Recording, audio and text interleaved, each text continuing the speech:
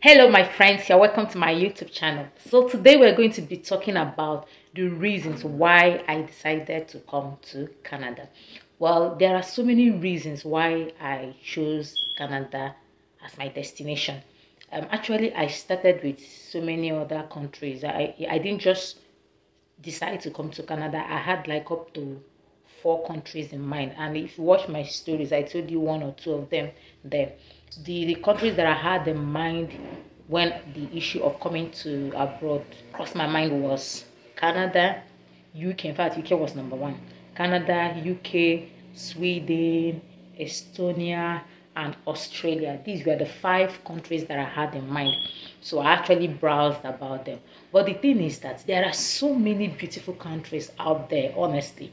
It's even when I got to this place that I actually realized that a whole lot more of countries that are as good or even better than this country. That's true. So if you are thinking of coming out, if you are thinking of traveling abroad, I think rather than just deciding I want to come to Canada because everybody is coming, just do your own personal research, because what may interest me might not be what will interest you. And if you just move because every other person is moving, you may come over here and then you'll be disappointed. So really know what you want first of all, and then search to find out countries that have those things that are your area of interest. That way, when you get to that country, you'll be so happy.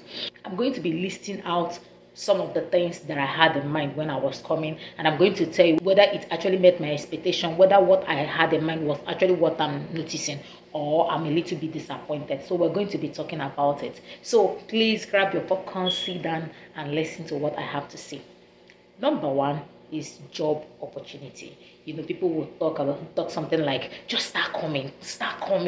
There is no how you will not get job, even if it's to sweep, even if it's to clean bonbon, even if it's to, there is no how you will not get job. There is job in Canada, my dear.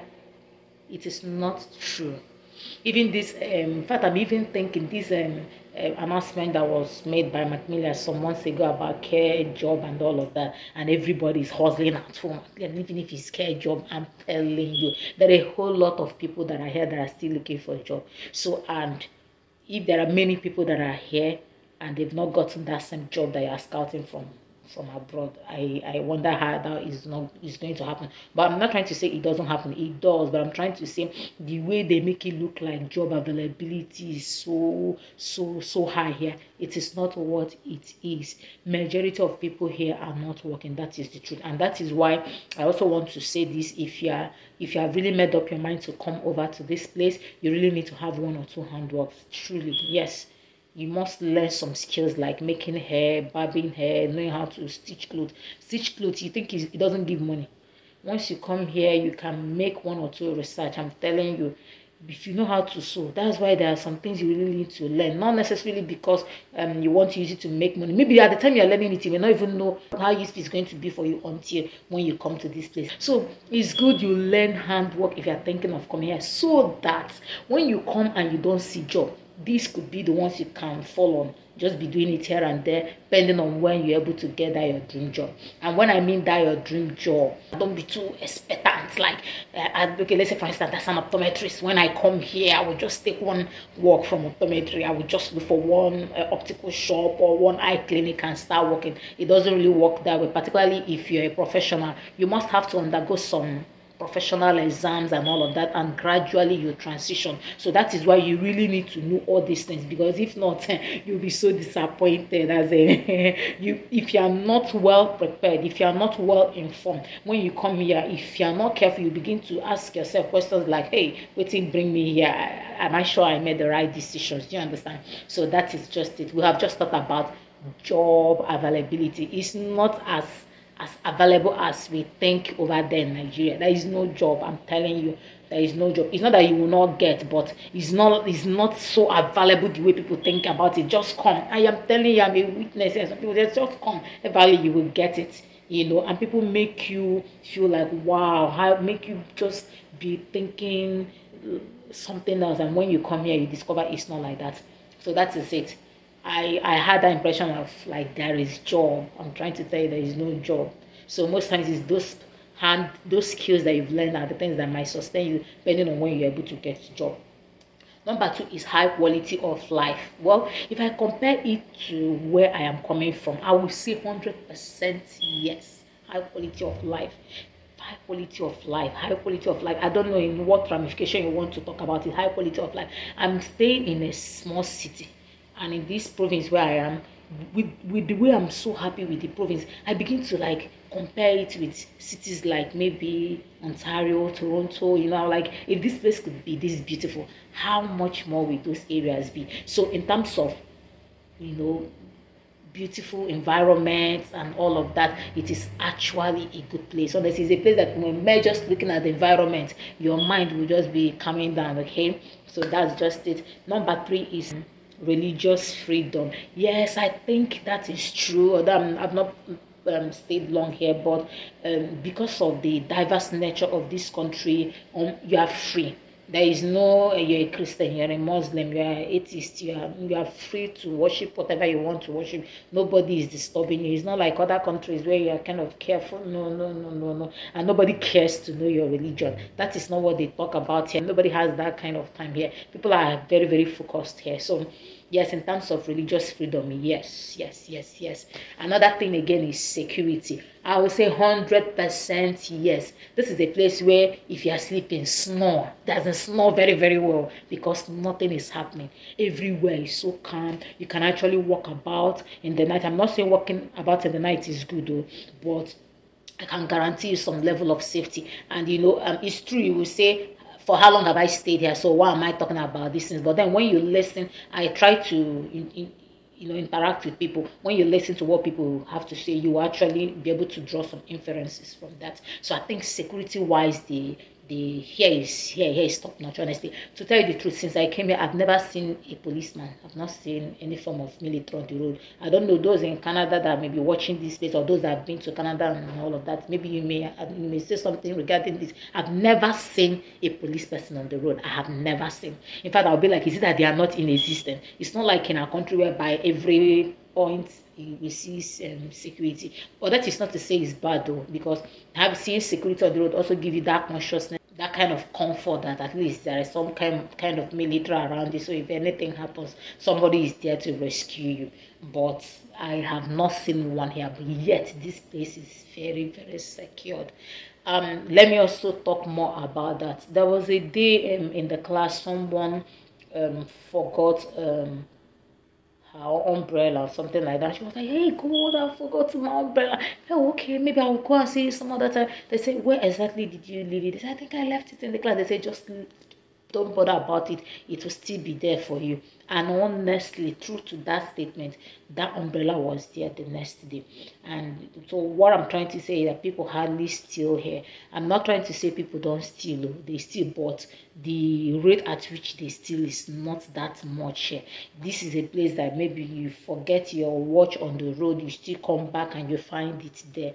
That is true. You forget something in the bus, you just go to their station and complain. All you need to just identify it and they'll give it to you. So that is one good thing. You dare not try that from where we are coming from. Another point again is it's there. That is true. You forget something in the bus, you just go to their station and complain. All you need to just identify it and they'll give it to you. So that is one good thing. You dare not try that from where we are coming from. So that is it. Another point again is better medical care, better medical attention. Well, I'm still going to do this video again. I'm going to compare what I am saying now to what I'm going to be saying then. And maybe by the time I must have spent 1 year here, I'll be able to talk about this again to know whether it's true, whether it's something. But from what I have heard so far, yes, they have good medical care here. But one thing I have noticed, at least Nigeria is better when it comes to that, is immediate attention. Immediate attention. There is no immediate attention here in their medical facilities here. You understand? There is nothing like, okay, take for instance where I work. There is no how you will come to hospital and you'll be turned back. There is no how you will come to the hospital and you'll be turned back. I know because of our place is not well structured, people come from very far and wide to come to a particular hospital. But here, hospitals are kind of situated almost very, very close, and there is good transport system. Okay, so it's not like a situation you will come and start crying, oh, after spending so many hours on the road, and now they're asking me to go back.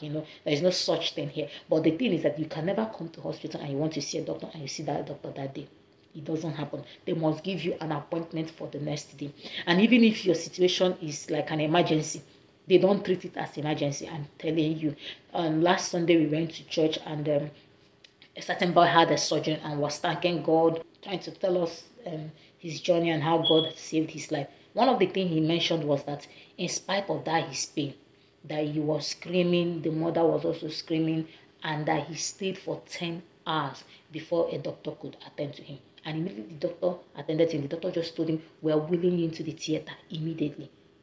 So you can imagine, when he was sharing that testimony with us, I felt bad. I was like, can this thing happen in my country? I don't think. At least I work in a hospital environment. As you are coming and say, "Hey, my tummy, my tummy," at least nurses are there to attend to you. They will start calling. I know it's not perfect in Nigeria, but honestly, in this very aspect, I'm giving Nigeria thumbs up. The only bad thing I can say is maybe we may not have the instrument, we may not have, maybe let's say if it is a complex health situation, we may not have all those things to like tackle the situation. But like that immediate attention, let's say you come in and somebody is there to say, oh, start calling doctor. At least by seeing people running around, that will give you a hope of recovery. But that you come and they'll say, "Oh, it's not an emergency, come back." Some of them telling you, "My body is itching me." It is a doctor. The rest of them, "Oh, you come back, you come back." It doesn't happen in our country. So I'm yet to make a conclusion on this thing now, but this is just an observation so far about it. So, well, they say they have good medical care. We'll see. We'll still talk about it. But you see this very aspect of immediate attention. Transportation. Man, their transportation system here is top notch. Do you know, like now, assuming Nigeria has good transport system, with all this hike in fuel price and everything, most of us won't be feeling it. Do you understand? Why most of us are feeling it? Because we have to go to queue, buy it, and all of that, and we feel it so much. Here, how transportation system work is that you pay certain amount per month or quarterly, depending on how you want it. And once you pay, a card will be given to you. That card will serve you for that period of time. In fact, I've never had people complain about fuel scarcity and all of that. I don't think such thing exists here. I don't think it exists here. And everywhere is so programmed. Like now, I'm about to go for lectures. This is 15 minutes after 3. I have an evening lecture, and this lecture will be by maybe 4:10. Now, I've already checked the map. I know the time the bus is coming, and the rule is be there 5 minutes to the time the bus will come. So now bus will be coming out, let's say by 4 o'clock. I should be there by 3:55, and that's why I'm just trying to rush. Now you see, I'm working with time, and I know as long as I leave here 5 minutes to the bus stop, I'll see meet up. So it makes you to plan your life very well. And as soon as you come, you see bus and you enter. It's not like a place that you stand or you wait for bike or you get tired or you look for bus. All those things. And then negotiation, and sometimes people get angry or pissed off by one statement or the other. Such thing doesn't happen. Once you pay your card, you pay for your bus for the month, that you are good to go. And with that bus, you can go to any place you want to. Your own is, do you want to go? Do you want to move around? With that bus card, you can, if you want to go 100 times a day, you are okay. If you want to go once, now you sabi. You understand? So that is very beautiful. I've never seen it in Nigeria at any time in my life. It is so beautiful. And again, there's another thing I can also talk about them is their friendliness. They are really friendly people. Well, the way they present their friendly approach may not really be how their heart is. So maybe their heart may be dark, but their faces are white. But that kind of, when they look at you, they'll just smile, even if they don't say hi, but you see that smile. And that smile has a way of brightening the face. It has a way of making your mind to be light. You understand? So take, for instance, you are just moving. Let's say you're even frowning your face and somebody just sitting like this. You yourself, you want to reciprocate. You understand? That was it's not like I'm not aware of it, but that was one of the things I admire about them. They will see you, they smile. You understand? And I'm sure one of the reasons for that is because of the country, the way it is structured. So nothing is disturbing you and all of that. It's not like you may not have any disturbance, but nothing is putting you into undue pressure and stress as we have it in our country. So that is just it. Then another thing again I want to also talk about them is should I say they are well trained? I don't want to use that because I'm yet to conclude on that. But one of the things I noticed, or I can say I like about them is, like, let me just give an instance. Like when they are alighting from a bus, the next thing you see, every one of them as they are coming down from the bus, they will just say, "Thank you, thank you, thank you." You understand? Then the driver will be like, "Oh yeah, oh yeah, oh yeah." You know, like the very first time that was what I really admired, you understand, because the whole place is well structured, you know. And then I began to compare it with my place, where as I come in, I'm like, "Driver, you have not given me my change. Is my change not 10 naira? Why are you giving me waka, idiot?" You understand? There are no cost for all those things. So these are the things that, you know, I wasn't told about these things, but these are the things that I am seeing now, and I'm really happy. And I'm also telling you, these are things that are worth experiencing. So you can also decide to come to Canada just for this. And I'm sure it's not just in Canada. I'm sure it's all over the Western world. I'm sure that is how things are done. Another reason why you may want to come to Canada is quality education. Yes, quality education. I'm not saying it because I am here. Okay, I may not be able to compare their kind of education with other countries, particularly in other Western world, but compared to where I'm coming from, they have good quality education. Man, I don't know where to start from. Everything is on point. Everything is on point, honestly. Materials to study and everything is available. Is available. In fact, once you pay your school fees, you are good to go. You understand? Materials are made available, books are available just for you to go to library, order, and lecturers are willing to teach. You know, they don't teach in bits or try to hoard information. They just that, are you ready to contain all that they have to give? And then assignments. Assignment is much. So, but honestly, I can guarantee you that if you study here in Canada, you'll be satisfied with the value they are going to impart into your life. I can assure you that one. So they have good quality education. And again, one another reason why you should think of coming to Canada is there is nothing like strike. I'm not saying they've never had strike, but that is something you can never think of. Strike. You are sure if you are doing 2 years program, you are doing 2 years program. You are sure it's 3 years, you know it's that 3 years. And that is why, let's say you are coming to Canada with 2 years, let's say study visa. You plan your life and it works that way, except maybe devil is just against you, but it really works that way. There's nothing like you have 2 years study visa and then because of strike your studies now extended to 3-4 years and now create more pressure. No such thing here. Do you understand? Here is such a way that if you are focused and you plan your life and God is by your side, things will just work out. Things will just work out. So education is also one of the reasons why you may want to come to this place.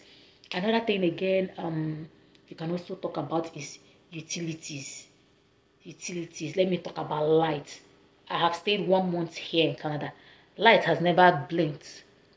Light has never blinked. You understand? It's not like I'm not aware that is what happens in Western world, but you know, seeing it, like noticing it as in is now in my reality. I really appreciate that you can cook and you just go and come back, go for how many hours and days you want to be out of your house, and you are sure that what you left in your fridge is still like that. So that's one good thing. Water is available.